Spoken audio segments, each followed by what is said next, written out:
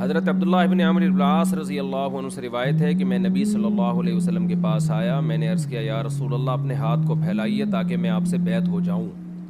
نبی نے اپنا دایاں ہاتھ آگے بڑھایا, میں نے اپنے ہاتھ کو کھینچ لیا پیچھے. فقال ما لک یا عمر, آپ صلی اللہ علیہ وسلم نے فرمایا کیا ہوا تمہیں عمر؟ قلت اردت ان اشتری تھا, میں نے عرض کیا کہ میں چاہتا ہوں ایک شرط لگاؤں. میں بیعت سے پہلے کیا ہونی چاہیے؟ ایک شرط, اس شرط پہ بیعت کروں گا. فرمایا تشتری تو ماذا, وہ کیا شرط ہے؟ قلت ان یغفر لی, شرط یہ ہے کہ میں اس شرط پہ آپ سے بیعت ہوں گا, یعنی اسلام قبول کروں گا کہ میری مغفرت ہو پچھلے گناہوں کی. کتنا دیکھو ہرس تھی ان کو,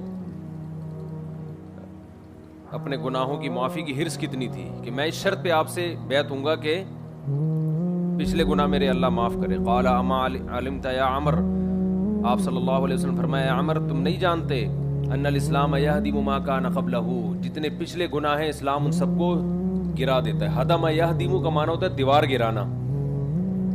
تو یہاں ہدم کا لفظ اس سے استعمال کیا کہ اسلام سے پہلے گویا بڑی بڑی دیواریں کھڑی ہوں, اگر دیوار گرانا مشکل کام ہے تو اسلام ان گناہوں کو بھی ایسے گرا دیتا ہے جیسے کوئی بڑی بلڈنگ کو گرا کے آپ ختم کر دو, جس کا وجود دیکھنے میں بہت لگتا ہے, لیکن جب اسلام قبول کرو گے تو کلمہ توحید پر ایمان لاؤ گے تو وہ سارے بڑے بڑے چٹانیں جو تمہارے سر پر گناہوں کی رکھی ہوئی ہیں وہ سب اللہ گرا دے گا.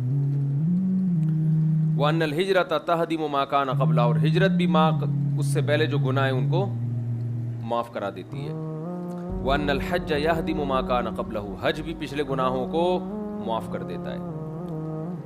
چلیں والحدیثان المرویان عن ابی ہریرہ رضی اللہ عنہ قال, یہ دونوں حدیثیں حضرت ابو ہریرہ سے بھی مروی ہیں کہ اللہ تعالیٰ فرماتے ہیں انا اغنى الشرکاء عن الشرک. نہیں, دو حدیثیں اور ہیں جو حضرت ابو ہریرہ سے مروی ہیں.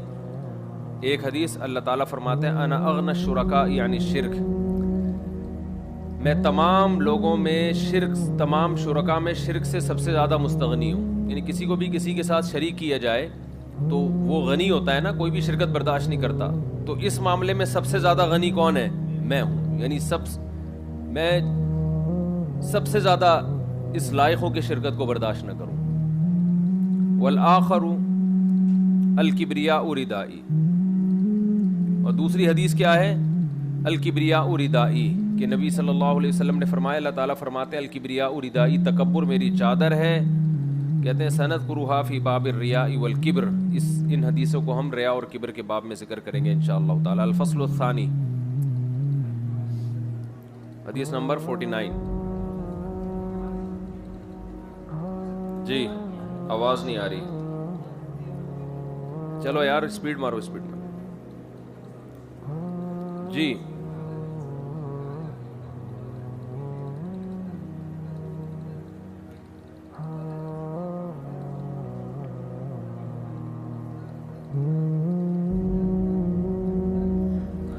چلیں پہلے اس پیراگراف کا ترجمہ ہو جائے نا, پھر اگلا. حضرت معاذ رضی اللہ عنہ فرماتے ہیں میں نے عرض کیا یا رسول اللہ اخبرنی بعملی یدخلنی الجنہ, مجھے وہ عمل بتائیں جو مجھے جنت میں داخل کر دے. ویباعدنی من النار, اور آگ سے دور کر دے. قال لقد سألت عن امر عظیم, نبی صلی اللہ علیہ وسلم فرماتے ہیں, نبی نے حضرت معاذ سے فرمایا تم نے بہت بڑی بات کے بارے میں پوچھا ہے. وَإِنَّهُ لَيَسِيرٌ عَلَى مَن يَسَّرَهُ اللَّهُ تَعَالَى عَلَيْهِ, لیکن یہ عمل اس پر آسان ہے جس پر اللہ آسان کر دے. پھر وہ عمل کیا ہے جس کی وجہ سے تم جہنم سے دور اور جنت کے قریب ہوگے؟ تعبدوا اللہ ولا تشرکوا به شیئا, اللہ کی عبادت کرو, اس کے ساتھ کسی کو شریک نہیں کرو. وتقیم الصلاۃ وتؤتی الزکاۃ, نماز قائم کرو, زکوٰۃ دو. وتصوم رمضان, رمضان کے روزے رکھو. وتحج البیت, اور بیت اللہ کا حج کرو. ثم قال, پھر آپ نے فرمایا الا ادلک علی ابواب الخیر, میں تمہیں خیر کے راستوں کی خبر نہ دوں, خیر کے دروازے نہ بتاؤں؟ پھر آپ نے فرمایا الصوم جنۃ, روزہ ڈھال ہے. والصدقۃ تطفئ الخطیئۃ کما یطفئ الماء النار, روزہ ڈھال ہے یعنی کثرت سے روزے رکھا کرو, روزہ ڈھال ہے, گناہوں سے بچاتا ہے انسان کو. صدقہ گناہوں کو ایسے مٹاتا ہے جیسے پانی آگ کو مٹاتا ہے. دیکھو کل پرسوں جو حدیث آئی تھی اس میں بھی یہ تھا کہ نبی نے فرمایا خواتین کو کہ تم لعنت کرتی ہو, ٹھیک ہے نا, اور یہ کرتی ہو کرتی, اس کے جہنم میں جاؤ گی. تو اس کی حدیث کا شروع کیا تھا تصدقنا, صدقہ کیا کرو.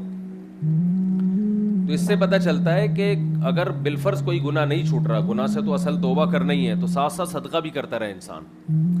جیسے گناہ اللہ کے غضب کو جوش میں لاتا ہے، صدقہ اللہ کے غضب کو ٹھنڈا کرتا ہے. کتنی زبردست حدیث ہے کہ صدقہ گناہ کو ایسے بجھاتا ہے، اطفاء یطفئ کا معنی بجھانا، جیسے پانی آگ کو بجھاتا ہے.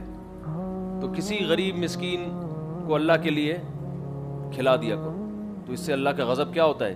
ٹھنڈا.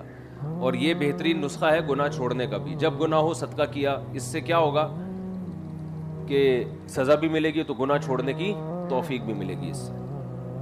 چلو بھائی، اسی طرح آپ نے فرمایا وصلاۃ الرجل فی جوف اللیل، اسی طرح رات کے آخری حصے میں نماز پڑھنا، یہ بھی گناہوں کو مٹاتا ہے. یہ بھی خیر کے ابواب میں سے ایک. تو 3 کام ہم سب مسلمانوں کو کرنے چاہیے فرض نماز کے علاوہ. نمبر 1 نفلی روزے، نمبر 2 صدقہ اور خیرات، نمبر 3 رات کے آخری حصے میں نماز. اور یہ تینوں کام مارکیٹ سے کیا چل رہے ہیں؟ شارٹ چل رہے ہیں. چلو بھائی، ثم تعالیٰ، پھر اللہ کے نبی نے آیت تلاوت کی، تتجافى جنوبهم عن المضاجع حتى بلغ يعملون. قرآن کی آیت کیا سورہ سجدہ کی؟ تتجافى جنوبهم عن المضاجع يدعون ربهم خوفا وطمعا ومما رزقناهم